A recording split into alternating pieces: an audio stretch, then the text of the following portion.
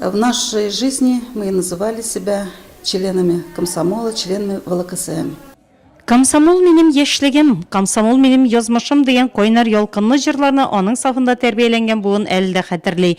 Бөтен Союз Ленинчил коммунистик яшьләр берлеге 1918 елның 29 октябрендә оеша. Первая комсомольская организация.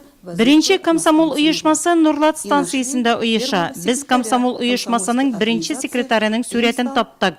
Ул Николай Яковлевич Калатухин. Шул ук вакытта, ягъни 1922 елда ук беренче комсомол значогы, аның билеты барлыкка килә. Беренче комсомол значогы 5 почмаклы әлем хонында ясалган. Ул Русия коммунистик яшьләр берлеге исеме белән оештырыла. Соңрак значок Ким, ягъни коммунистик яшьләр берлеге значогы итеп үзгәртелә. Пятиконечной звездочкой.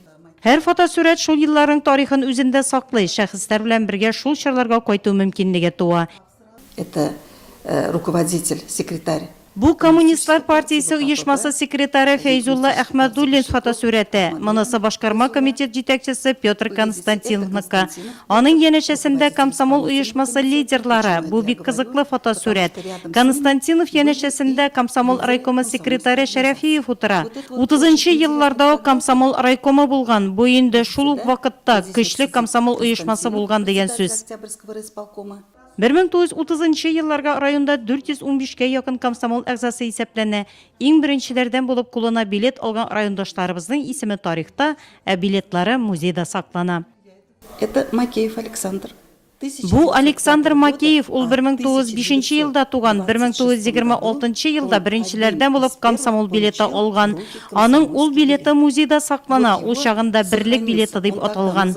Союзный билет. Алдагы сәхифәләребездә авыл җирлекләрендәге комсомол оешмалары, комсомол туйлары һәм тагын әллә никадәр кызыклы фактлар белән таныштыруыбызны дәвам итәрбез.